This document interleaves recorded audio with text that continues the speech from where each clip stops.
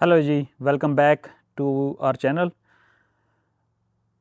If you are eager to take control of your finance and take most out of this year, तो आप सही जगह पे आए हैं।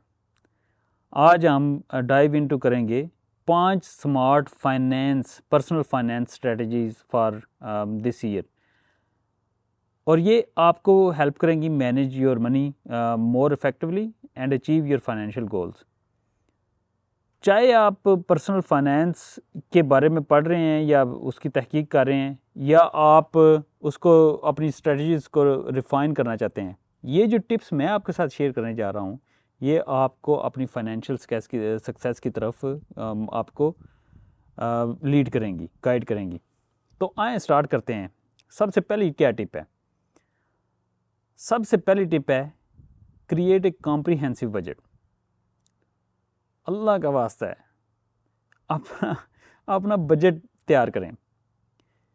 एक बहुत ही मशहूर मिसाल है जो कि रिसेंटली मैं सुन रहा था, वारन बफेट का एक शागिर्द है जो शेयर कर रहा था। वो मिसाल थी उनकी पटेल्स की। पटेल्स जो थे वो गाना में उनका बहुत बड़ा होटलिंग का बिज़नेस था 1960s में। तो वो एक जब प्रेसिडेंट नया आया तो उसने सोचा कि यार ये तो इंडियंस के पास है, तो मैं क्यों ना ये अपने जो गाना के अपने लोकल हैं उनको देता हूँ। तो उसने कहा कि चूँकि आप इधर के लोकल नहीं हैं तो इसलिए हम इन बिजनेसेस को जो भी नॉन लोकल लोगों के पास हैं उनको कर रहे हैं नेशनलाइज। तो बेसिकली उन्होंने वो बिज़नेस पटेल से छीन लिया। पटेल्स जो थे वो उधर के लोकल थे, वो तीसरी जनरेशन थी उनकी गाना में। वो तो इंडिया में वापस जाते भी नहीं थे, उनको पता भी नहीं था कि उनका इंडिया में किधर है, अपना जन्मभूमि किधर है या उनकी ओरिजिनल जगह किधर है। उधर से वो गए यूएसए, और यूएसए जाके उन्होंने कमाल कर दिया होटल इंडस्ट्री में। क्योंकि पहले जब वो गए तो वो जिस मोटेल में रह रहे थे उन्होंने तहकीक करनी शुरू की तो पता चला कि उनमें से एक मोटेल उतना ज़्यादा प्रॉफिट नहीं दे रहा था। पहला वो जो मोटेल था उन्होंने वो लीज़ पे लिया, और उस पर उन्होंने अपनी फैमिली थी चूँकि, तो वो उन्होंने क्या किया कि उसको रेंट करना शुरू कर दिया cheaper then the other motels. क्योंकि जो अदर प्लेसेस थी वो उनकी तो वो किराया बहुत ज़्यादा था, क्योंकि उनके खर्चे बहुत ज़्यादा थे। तो ये लो कास्ट जब आप बिज़नेस शुरू करते हैं तो आप उसको लो कास्ट को लो प्राइस पे बेच सकते हैं। उससे ये हुआ कि उनका जो मोटेल था वो हर वक्त बिज़ी रहता था, जबकि दूसरे मोटेल्स में कभी कभी वैकेंसीज आ जाती थी या वेकेंट प्लेसेस होती थी। और आज इस तरह से है कि वो चार्ली मंगर जो था उसने पिछले सालों अपनी वफात से पहले एक इंटरव्यू में कहा था कि अगर आप होटल इंडस्ट्री में हैं और आप compete कर रहे हैं उनके साथ, पटेल्स के साथ, तो forget about it, it's not worth even pursuing, क्योंकि वो इतना लो कास्ट जाते हैं। तो इससे हमें सबक क्या मिलता है? इससे हमें सबक मिलता है कि आपका जो है अपने जो खर्चे हैं वो अगर कम हों तो आप अपने बिजनेस को हमेशा एक्सपेंड कर सकते हैं और आप कहीं का कहीं जा सकते हैं। Always look at your cast. जो लोग फ्रूगल होते हैं अपनी कास्ट मैनेजमेंट में वो हमेशा बहुत ज़्यादा तरक्की करते हैं बिजनेस में। बिजनेसमैन आप देखेंगे, जो ट्रू बिजनेसमैन है उसने एक सादा सी शर्ट पहनी होगी, जिस तरह मार्क जकरबर्ग है या इलान मस्क है, उसको आप देखेंगे तो वो टारगेट की टी शर्ट उसने पहनी होगी कुछ डॉलरों की, उसने कोई वो ब्रांड की शर्ट नहीं पहनी होगी, और हर वक्त वो काली शर्ट में होगा, या एक ही शर्ट के डिफरेंट उसके पास कलर होंगे। तो वो क्यों ऐसा है? क्योंकि वो अपनी कास्ट को बहुत लो रखते हैं और ख़ुद भी सिंपल रहते हैं, ताकि उनको चूज़ करने में वो इतना ज़्यादा वक्त ना वेस्ट करना पड़े। तो आप अपने बजट को किस तरह से कर सकते हैं कॉम्प्रिहेंसिव, किस तरह से क्रिएट कर सकते हैं? आप टूल्स यूज़ कर सकते हैं, जिस तरह मैंने पहली वीडियोज़ में भी बताया है कि आप कर सकते हैं टूल्स यूज़। तो ऑनलाइन टूल्स मिलते हैं, वाइन ऐप है एक करके ऐप, उसको आप कर सकते हैं। एक्सेल शीट्स में आप कर सकते हैं। मैं हमेशा एक्सेल शीट में करता हूँ, और मैं कोशिश करता हूँ कि हर क्वार्टर में मुझे पता हो कि मेरा खर्चा किधर हो रहा है। क्योंकि आप कभी कभी ऐसे खर्चे कर रहे होते हैं जिनका आपको पता नहीं होता, और वो आप करते ही चले जाते हैं, और वो दे माउंट ऑफ ग्रेट अमाउंट्स। तो वो बहुत ज़रूरी है कि आपका एक कॉम्प्रिहेंसिव बजट हो और आपको पता हो कि आपके खर्चे किधर जा रहे हैं। दूसरा है build an emergency fund. Emergency fund is so important. जब भी आपने अगर आपके पास इमरजेंसी फ़ंड हो, तो अगर आपकी जॉब को कुछ हो जाता है या कुछ आपको वो बिज़नेस में जाना है, आपने कोई नई चीज़ करनी है या आपने नई जॉब में जाना है या नई आपने स्विच करना है अपनी फ़ील्ड को, तो अगर आपके पास वो इमरजेंसी फ़ंड होगा तो वो आपका बेसिकली फ़ाइनेंशियल सेफ्टी नेट है। उस फाइनेंशियल सेफ्टी नेट के ज़रिए आप कुछ भी अचीव कर सकते हैं। लेकिन अगर वो ना हो तो वो फिर आपको लिविंग एक्सपेंसेस पूरे करने के लिए आपको मामूली जॉबें करनी पड़ सकती हैं। आप एम करें कि एटलीस्ट 6 महीने का आपके पास इमरजेंसी फ़ंड होना ही चाहिए। लेकिन मैं हमेशा ये कहता हूँ कि अगर आप थोड़ा सेफ़ रहना चाहते हैं तो 9 महीने से साल का इमरजेंसी फ़ंड रखें। तो प्रैक्टिकल टिप उसमें ये है कि always setup A separate saving account for your emergency fund. मेरा अपना भी है और उसमें ऑटोमेट करें ट्रांसफ़र्स को, ताकि आपको जब मेन अकाउंट में आपकी सैलरी आती है या पे आती है तो वो ऑटोमेटिकली उस अकाउंट में चली जाए। तो ये आप कर सकते हैं उस ईज़िली सेटअप। तीसरा है इन्वेस्टमेंट इन रिटायरमेंट अकाउंट्स। अब यूएसए में 401k है, इधर ऑस्ट्रेलिया में सुपरएनुएशन फ़ंड है, पाकिस्तान में उसकी कुछ और शेप होगी, इंडिया में कुछ और शेप होगी, बांग्लादेश में कुछ और होगी। आईआरए के बेनिफिट्स हैं उधर यूएसए में। तो आपका जो इन्वेस्टमेंट अकाउंट है वो हमेशा गवर्नमेंट जो है वो उसको सब्सिडाइज़ करती है। मेरा अपना जो यानी अगर जॉब हम कर रहे हैं तो जॉब के ऊपर हम टॉप मैक्सिमम टीयर पे टैक्स अगर दे रहे हो तो वो 47% टैक्स बनता है। उसी को अगर आप बिफोर टैक्स मुंतकिल कर दें अपने रिटायरमेंट फ़ंड में यानी सुपरएनुएशन फ़ंड में अगर मैं कर दूं, जो कि मैं करता हूं कुछ अमाउंट, तो वो आपका टैक्स सिर्फ 15% रह जाता है। जो ओवरऑल आपकी वेल्थ है उसमें इजाफा बहुत तेज़ी से होता है इस तरह से।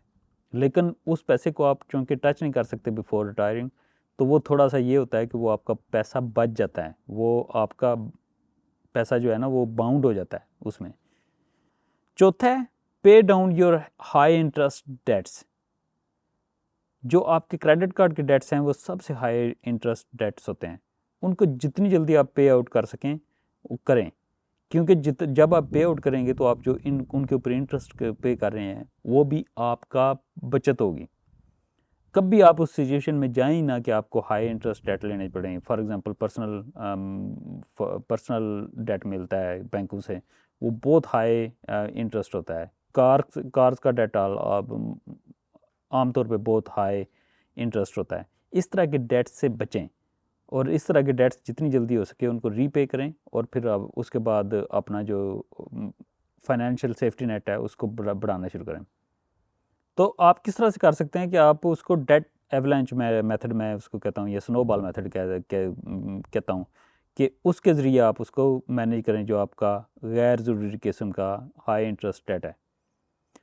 वो क्या है कि focus on paying off the high interest rate debt first. तो उसकी स्नोबॉल जो इफ़ेक्ट है उससे आपको स्मॉलेस्ट डेट बैलेंसेस में कन्वर्ट कर देती है और उससे फिर वो आपका ख़त्म होना शुरू हो जाता है। आप अपनी मोटिवेशन खुद डिसाइड कर सकते हैं कि आपकी क्या मोटिवेशन है और आप कंसिस्टेंट रहें उसको करने में। जितनी जल्दी आप हाई इंटरेस्ट रेट को ख़त्म करेंगे उतना ही अच्छा है। पांचवें, set financial goals and track progress. आपको पता होना चाहिए कि मेरे फाइनेंशियल गोल होने चाहिए या मेरे फाइनेंशियल गोल्स क्या हैं और उनको आप उनकी प्रोग्रेस ट्रैक करें। फॉर एग्जांपल मुझे पता है कि जब अगर मैंने मतलब फाइनेंशियली फ्री होना है या रिटायर होना है तो उसमें मुझे कितनी अमाउंट चाहिए होती है। उसका एक आसान सा तरीका है कि आप जितनी भी फॉर एग्जांपल आपका साल में खर्चा होता है ना, उसको आप बेसिकली 25 से मल्टीप्लाई करें या 0.4 से डिवाइड करें, एक ही चीज़ है।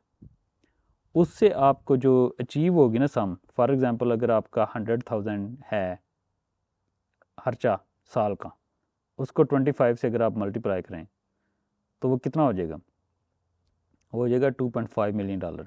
यानी आपको $2.5 मिलियन में इतनी सर्कुलेशन मिलेगी कि क्योंकि वो बनता है आपका कि आप अगर निकलवाते रहें 100,000 एवरी एवरी ईयर, तो आपको कोई मसला नहीं होगा, क्योंकि वो रीप्लेनिश होता जाएगा ओवर टाइम। उसको जितना भी आप बढ़ाना चाहे बढ़ा सकते हैं, लेकिन आपको फाइनेंशियल गोल्स का अपने को पता होना चाहिए। ये तो मैं कर रहा हूँ हाई लेवल की बात। फाइनेंशियल गोल सिर्फ ये नहीं होता, फाइनेंशियल गोल बाज़ औक़ात ये भी होता है कि मेरे बच्चों ने फॉर एग्जांपल जाना है यूनिवर्सिटी, उनका किस तरह से मैंने फाइनेंस करना है, या मैंने बड़ा घर लेना है उसको किस तरह से फाइनेंस करना है, या कार चेंज करनी है उसको किस तरह से करना है फाइनेंस। वैसे कार तो जो भी अगर चल रही है आपको पॉइंट ए से पॉइंट बी तक लेके जा रही है, तो कार को कभी भी चेंज मत करें, ऑलवेज़ लूज़ मनी। तो कभी भी उस तरफ ना जाएं। उसके बारे में मैं कोई और भी वीडियो इंशाल्लाह बनाऊंगा। तो ये 5 वो पर्सनल फाइनेंस की स्ट्रेटजीज़ थी जिनसे आप शुरू कर सकते हैं अपना जर्नी, और आप देखेंगे कि आप कहीं का कहीं जा पहुंचेंगे। जब आप इस तरह से अपने जो हाई इंटरेस्ट डेट्स हैं उनको लो कर देते हैं और आप उसको इन्वेस्ट करना शुरू कर देते हैं स्टॉक्स में या इन्वेस्टमेंट प्रॉपर्टी में या किसी भी चीज़ में, या आप उसको लगाना शुरू कर देते हैं, इन्वेस्ट करना शुरू कर देते हैं, तो उसके फल आपको मिलना शुरू हो जाते हैं बहुत जल्दी, और आप इंजॉय करेंगे उसको। जो आपका फाइनेंशियल गोल सेट है कि इस गोल तक मैंने पहुंचना है, उसको आप अचीव करने में मज़ा लेंगे। मैं तो हर साल का एक फ़ाइनेंशियल गोल मेरा छोटा सा ये भी होता है कि मैंने इस साल इस जगह पे जाना है छुट्टियों के लिए। तो वो भी आप कर सकते हैं अगर आप वोकेशन का सेट करें, और उससे आपको मोटिवेशन मिलेगी कि आप सेव करें ज़्यादा से ज़्यादा। तो ये आज की वीडियो थी जो कि 5 आपको टिप्स दी हैं रिगार्डिंग पर्सनल फाइनेंस।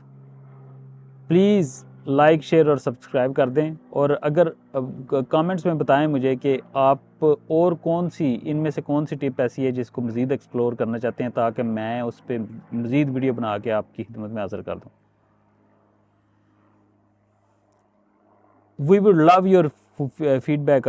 ये भी बताएं कि ये जो वीडियोस का सिलसिला है जो पर्सनल फाइनेंस के बारे में, ये जारी रहना चाहिए या ये बोरिंग है सब्जेक्ट। तो बहरहाल ये एक ऐसा सब्जेक्ट है जो कि मेरे लिए बड़ा इंटरेस्टिंग है, और मैं चाहता हूँ कि मैं जितनी ज़्यादा लोगों की, अगर एक भी बंदे की हेल्प कर सकूँ इसके ज़रिए तो वो कर दूँ, तो वो बड़ी अच्छी बात है। तो अपना ख्याल रखें। Thank you so much for being with us, और इंशाल्लाह फिर अगली वीडियो के साथ मिलते हैं। अल्लाह हाफ़िज़।